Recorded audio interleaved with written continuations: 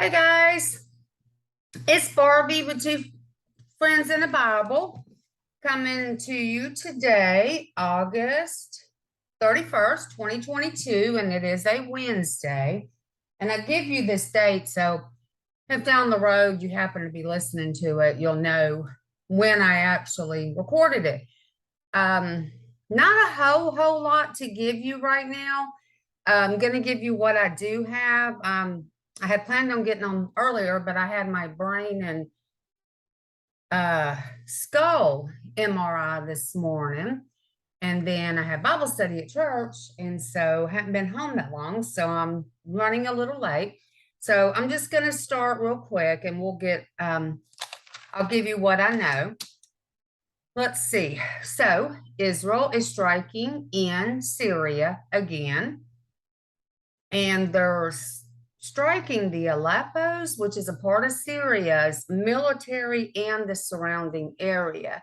So they're actually going after more than just your typical weapons facilities and stuff. They're actually going after the military too, as well. So we'll just keep an eye on that and see what is going on with that. And then US and South Korea actually did start their largest land exercise by both armies in many years. And they're using live fire with this exercise, and it's at the border of North Korea that they're doing this. So we'll see how that's gonna go.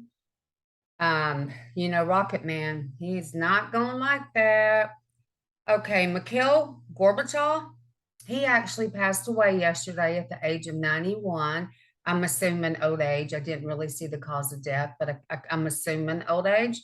And I don't know how old everyone is that's listening to this, but I remember him because of Ronald Reagan saying, "Mr. Gorbachev, tear down that wall." And that's how I remember him.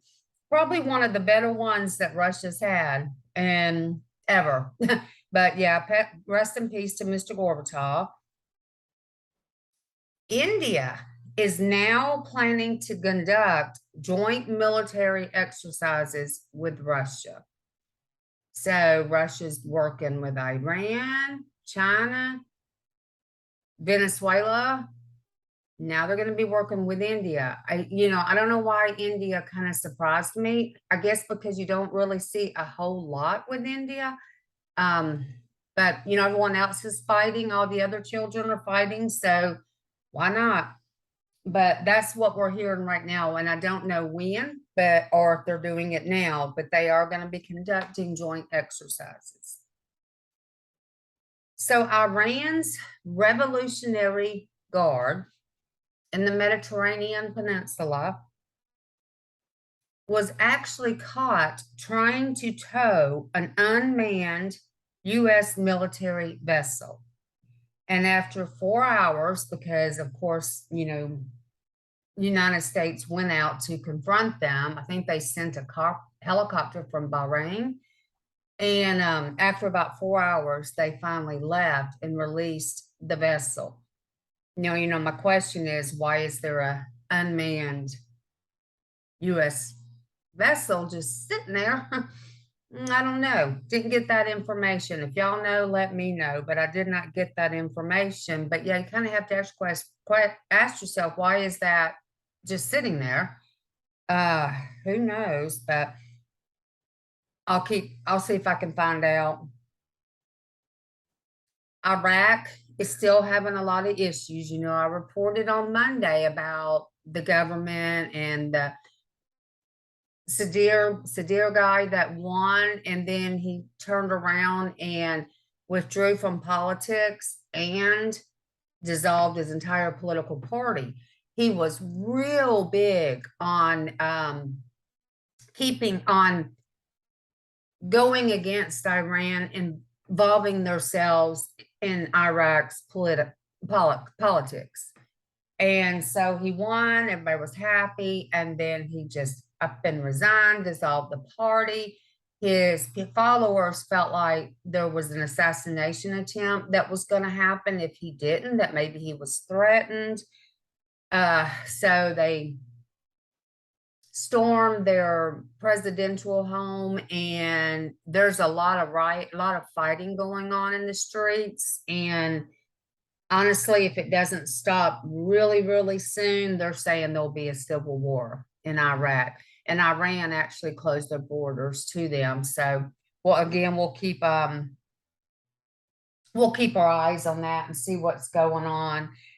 FBI agents are actually calling for the resignation of Christopher Wray.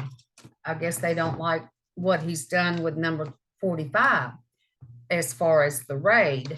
And so they're calling on his resignation. And as always, I'll be going back and forth because I get my information, I write it down, and then by the time I get back on here, things are changing so quickly that I can't keep it together. So I just write it down and read it to you as it comes. So I might go back and forth, talk about Russia, talk about Israel, that kind of thing. Okay, so patience. Okay, this was interesting. On August 24th, California came out and said that they are going to ban gas-powered vehicles by 2035. So 13 years from now, they intend to have gas-powered vehicles gone and basically forcing you to have electric vehicles. That's only 13 years from now. And that was August 24th. Then you come in August 30th, which is only 6 days later, and now they have put out, the California Power Grid officials actually put a letter out to people warning them of upcoming blackouts. They're urging their residents to conserve energy, keep their thermostat set at 78, avoid using any large appliances, avoid charging electric vehicles, and turn off all unnecessary lights. 6 days after they say they're getting rid of gas-powered vehicles for electric vehicles, but now they're saying avoid charging them. Can't make this stuff up. Okay, so the value of wages in the EU, European Union, is crashing very, very fast. There's a lot of less consumer spending, reduced, which is of course leading to reduced production, higher unemployment, more money is being printed, which is causing more debt, which will cause recession and depression. So all that's going on right now, and they're expecting that to happen fairly soon. And of course, things can always change, but that's what they're anticipating. Mississippi is planning to tax anyone who received the student loan forgiveness and they're planning on taxing it as income. So if you make, $75,000 a year and you get $10,000 of the student loan forgiveness wiped off, they're going to tax you as if you made $85,000. And I don't know how it is in other states, but in Georgia, your average is 20, 21, 22% for federal, and then your average is like 5-6% that comes out for state. So let's just round that off to 25%. And so if it's $10,000, it's going to cost you $2,500 in taxes for that benefit. So I guess you got to ask, was it worth it? You can tell time change is going to happen sooner, fairly, in the next 6 weeks, 5 weeks, because my son's getting lower and lower. Wasn't there when I started a few minutes ago. Okay, so talked about Mississippi and what they're doing as far as income from the student loan forgiveness. Jackson, Mississippi has come out and said that 180,000 people are going to be without safe drinking water for an unknown period of time. In other words, no water for drinking, no water for brushing your teeth, no water for cooking, all of that. And it's going to be for a undisclosed or an unknown period of time because they've got something seriously going on with their water. Just another like crisis. 180,000 people at least will be affected. Okay, so Russia has now turned off its gas supply to Germany. Number 45 warned Germany that this could happen in 2018 and to take precautions. Yeah, so I don't know. You know, they were saying earlier today, Europe's going to be in some big trouble. France, all of them, this coming winter, because they're not going to have enough gas and oil, you know, to heat the place. They're not going to have enough. So not good, not good. We'll see. Time will tell what's going to happen with that. There have been a lot of whistleblowers that have come from the FBI and actually contacted Congress. I don't know how many. The report that I saw said lots. I did hear Representative, I think Jim Jordan, say something about it was 14, but don't quote me on that. This other one just said a lot. Now, this happened, and then the FBI Garland, you know, the head of FBI Garland has actually sent notice to the Justice Department for no one to contact Congress. He has put a stop to that. And you know, which I guess that means there have been a lot of FBI agents contacting Congress, or else Garland would not have put that letter out telling them not to. And I don't know why that would happen, because if he's got nothing to hide, there shouldn't be a problem unless Congress is complaining that they're getting too many calls. But I don't think so, because that's kind of their job. They have people that answer phones and stuff, and I doubt there's that many FBI agents calling to, you know, tie up their phone. So I doubt that's it. But other than that, I can't think of a possible reason why you would tell them they cannot contact Congress. So yeah, he did send that out, and I believe it was either yesterday or today. Okay, so the FBI special agent in charge of investigating the 2020 presidential elections, he also suppressed number 46's son's laptop. He was involved in the Russian collision from 2016, and he was also in charge of the Mar-a-Lago raid. And his name was Mr. Thibault, Thibault. Rumor has it, per a few people, he resigned, but he was escorted out. And so I don't believe you're typically escorted out when you decide to resign. I don't work there, so I don't know how they do that. But it just seems, you know, if you've got 25 years of service and you're a special agent and you decide to resign, you think they'd give you like a cake or something, you know, and thank you for your service, you know. But instead he was escorted out. And I don't know if that's something maybe they do to make sure that people don't bring, you know, certain documents and stuff or whatever with them, or bring any kind of vital information. But then in the same breath, you would think if they trust their FBI, they wouldn't have to worry about that. So that's a big question. To me, I think he probably was escorted out for a reason. And it's interesting that he was in charge of all that stuff.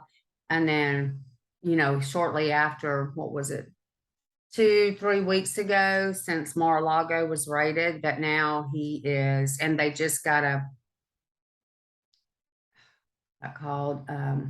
someone to go that's going to be over looking at the documents. Number 45 requested that. So we'll find out. But yeah, I'm kind of leaning towards there was something happened there. One other thing I wanted to tell you about,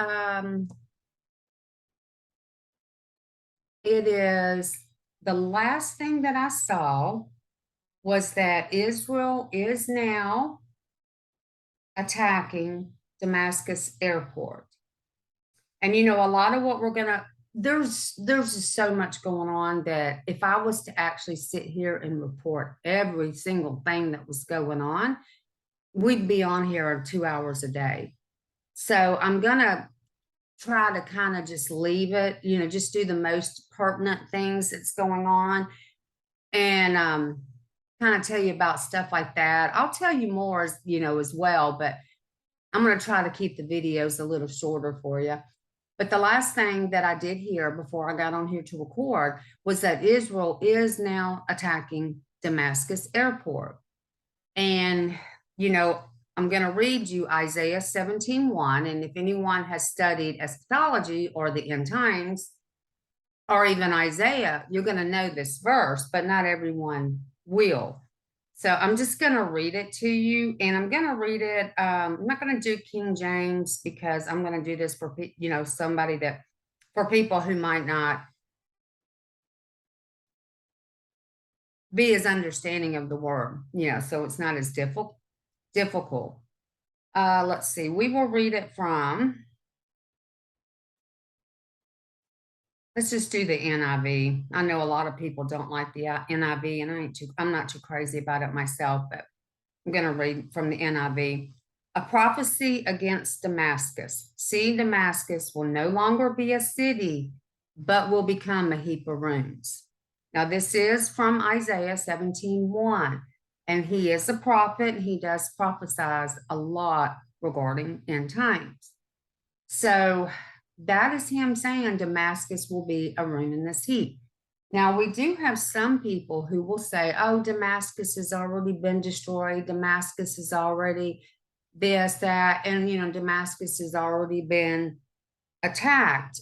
And they would be correct. It has been.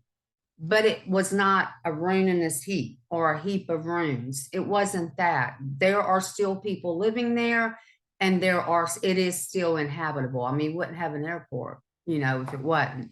So it's still inhabitable. So no, I don't think anything that's happened in the past to Damascus fulfilled this prophecy. I don't think so. I think it's a future prophecy, and I think we're seeing it possibly unfold pretty quick. If Israel keeps attacking, and Israel clearly has said they will continue attacking and destroying as much ammunition and whatever to protect Israel and its people.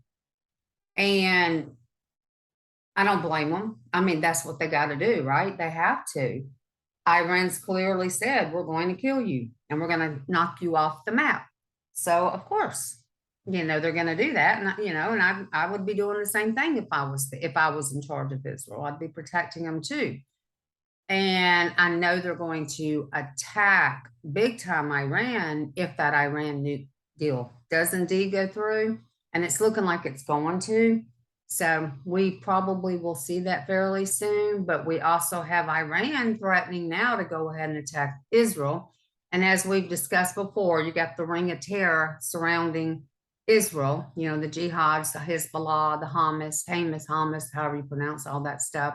Yemen, well, I think it's Hamas is in Yemen. I might have got that backwards. But anyway, all of Iran's proxies are already surrounding them, which we believe could possibly be the Psalm 83 war. And of course, when Russia and Iran and Syria get together and Turkey and attack Israel from the north, then that's the Gog Magog, which, we've talked about that before, but just a reminder. So anyway, that was the last thing that I saw was Israel was striking Damascus right now. And I had some people ask me, why has God left the United States? Good question. Think about it. Think about it really, really hard. Does God leave us? When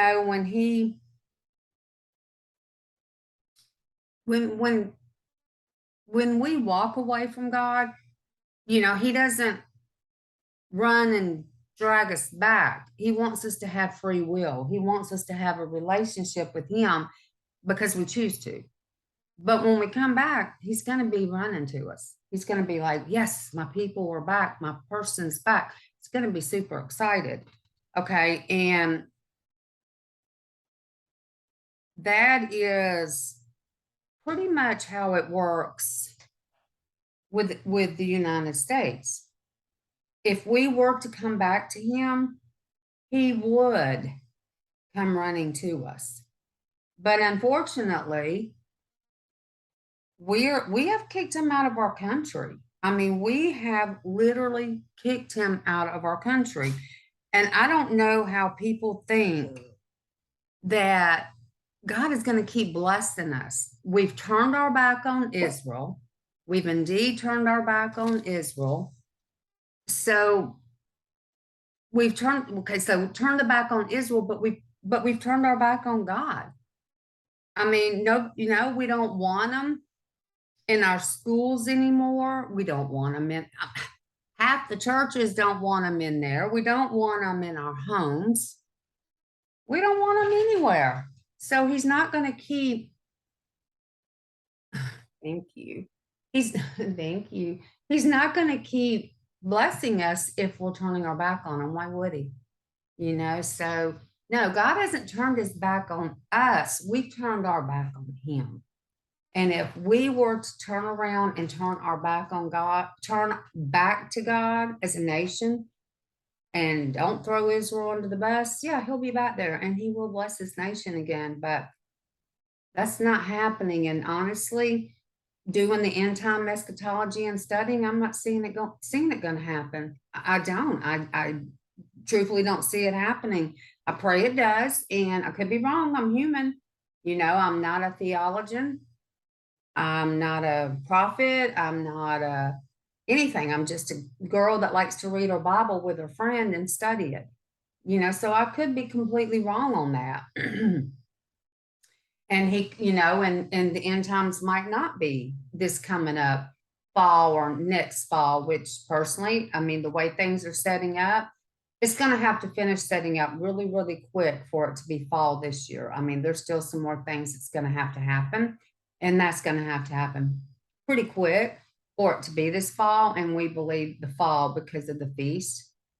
Feast of Trumpet. And there again, that could be wrong study. Jesus could come tonight. We don't know. So don't delay and think you got 6 weeks or 5 weeks or a year, because even without the rapture, we're not promised tomorrow. Okay. So anyway, just wanted to, you know me, I always go off on my soapbox, but that's really all the news I have today. I'm going to put together some more tomorrow and give you some more better updates when I'm actually home. I was gone a good portion of today.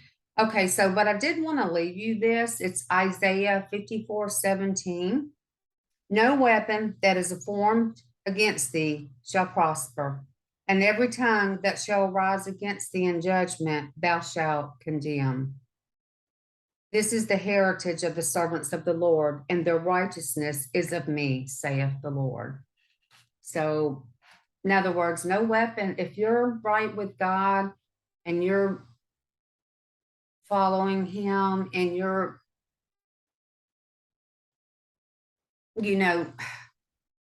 you're one of his children, if you've accepted Christ, no weapon against you will form. Okay, you just got to make sure you put on that full body armor every day in Ephesians, and just keep your chin up, keep praying.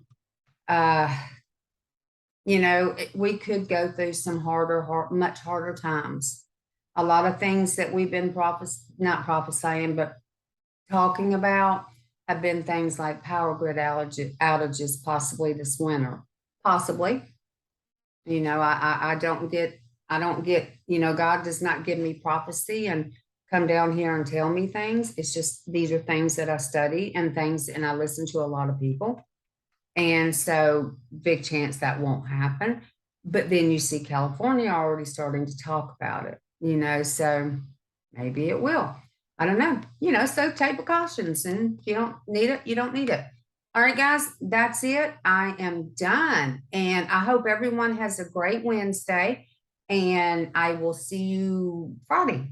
Okay, or possibly tomorrow if something like big happens, but Friday. Have a good one, y'all. Bye.